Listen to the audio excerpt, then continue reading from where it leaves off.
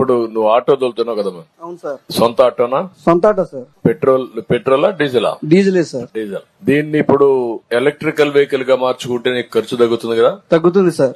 ఏమైనా ఆలోచించావా దిశగా? ఆలోచించాను కానీ సార్, అది తీసుకోవాలంటే 3 లక్షల పైన కాస్ట్ అవుతుంది సార్. ఎలక్ట్రికల్ వెహికల్స్ గా కన్వర్ట్ చేసుకుంటే ఆటోమేటిక్ గా నీ కాస్ట్ తగ్గుతుంది, ఖర్చు తగ్గుతుంది, ఆదాయం పెరుగుతుంది. నేను మొట్టమొదటిసారిగా నీ వెహికల్ తోనే స్టార్ట్ చేస్తా. ఎలక్ట్రికల్ వెహికల్ ఇంట్లోనే ఛార్జ్ చేసుకోవచ్చు నువ్వు. నేను ఒకసారి కలెక్టర్ కి నువ్వు కలువు, ఏం చేయాలి నేను గైడ్ చేస్తాం, దాని ప్రకారం ముందుకెళ్దాం. అందరికీ నమస్కారం అండి. ఆగస్టు 15వ తారీఖున గుడివాడ ముఖ్యమంత్రి వర్యులు నారా చంద్రబాబు నాయుడు గారు అన్నా క్యాంటీన్ ఓపెనింగ్ గుడివాడ రావడం జరిగింది. ఆ రోజు నాకు స్టేజీ మీద హామీ ఇచ్చిన ప్రకారం మీరు ఏ ఆటో తోలుతున్నారని సీఎం గారు అడిగారు. డీజిల్ ఆటో తోలుతున్నారని చెప్పాను, నేను చెప్పడం జరిగింది. ఇంకా ఖర్చు తగ్గే మార్గం ఏమైనా ఉందా అని ఆయనే అన్నారు. ఎలక్ట్రికల్ ఆటో ఇస్తానని అక్కడ స్టేజీ మీద నాకు వాగ్దానం చేశారు. అన్నమాట ప్రకారం ఈ ఆటో నాకు ఇప్పించారు.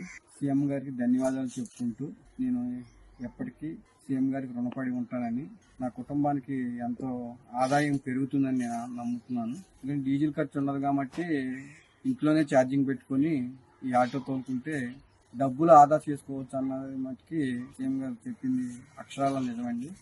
సీఎం గారికి నేను రుణపడి ఉంటాను. సీఎం గారికి ధన్యవాదాలు. జీవితాంతం సీఎం గారి పేరు చెప్పుకుంటానని తెలియజేసుకుంటాను. అందరికీ నమస్కారం అండి. ఆగస్టు 15వ తారీఖున అన్నా క్యాంటీన్కి రాష్ట్ర ముఖ్యమంత్రి వర్యులు నారా చంద్రబాబు నాయుడు గారు రావటం జరిగింది గుడివాడ. ఆ రోజు ఆటో డ్రైవర్ల పేర్లు నా పేరు ఇస్తుంటే నేను ఏమనుకున్నానంటే ఈ ఎదర కుర్చీలో ఉంటామేమో, మైక్ ఇచ్చి మాట్లాడమంటారేమో అనుకున్నాను.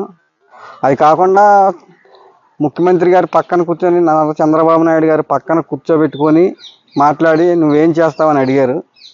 నేను ఆటో తోలుతానని చెప్పాను. ఇంకో విషయం కూడా చెప్పానండి, 2017 వరకు కూడా నేను డ్రైవర్నేనండి. 2017 తర్వాత నేను ఎస్సీ కార్పొరేషన్ లోన్లో ఆటో తీసుకున్నానని కూడా చెప్పానండి.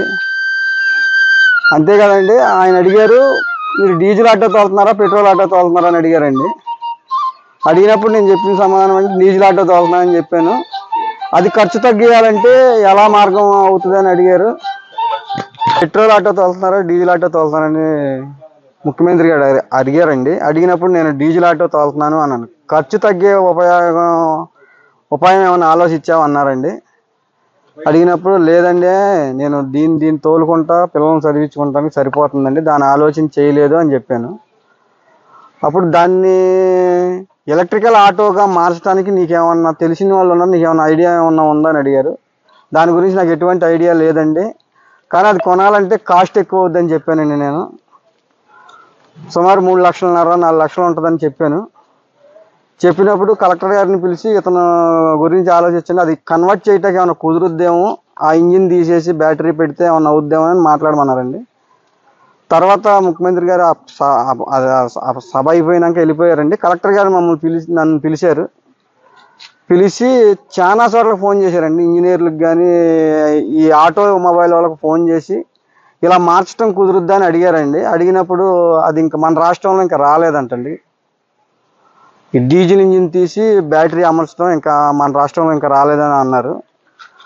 అన్నాక తర్వాత ఈ బ్రేక్ ఇన్స్పెక్టర్లను కూడా పిలిచారండి. వాళ్ళు అడిగారు నీకు ఎలక్ట్రికల్ ఆటో ఇస్తారయ్యా, మరి నీకు ఏ కంపెనీ అయితే బాగుంటుంది అన్నారండి.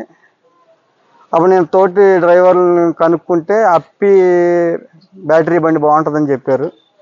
అది తీసుకుంటానని చెప్పాను. అది గుడివాడలో కూడా లేకపోతే గుంటూరు నుంచి రప్పించినట్టున్నారండి. సమయం 8 ఆ టైం అయింది. అది వచ్చేసరికి కలెక్టర్ గారు కూడా వెళ్ళేటప్పుడు ఒక మాట చెప్పారండి, ఏ టైం అయినా బండి వేసుకొని ఇంటికి వెళ్ళమన్నారు, మిమ్మల్ని బండి తీసుకొని ఇంటికి వెళ్ళమని చెప్పారండి. ఆ బండి వేసుకొని నేను ఇంటికి వచ్చానండి. తర్వాత అది ఛార్జింగ్ పెట్టుకుంటా ఛార్జింగ్ మెషిన్ అవన్నీ ఇచ్చారండి. అవి కూడా ఇప్పుడు వైర్లు లాగుతున్నారు. ఎలా ఫీల్ అవుతున్నావు? సీఎం గారు అంత క్లోజ్ గా మిమ్మల్ని మీ ఫ్యామిలీతో మాట్లాడి ఇప్పుడు ఆటో ఇచ్చారు, అసలు ఎలా ఫీల్ అవుతున్నావు? మామూలుగా ఫీల్ అవుతున్నా, ఊహించలేదండి అసలు. ఎప్పుడన్నా ఇప్పుడు ఎంతో మంది నాయకులను చూసాం, అన్న పని చేస్తామంటే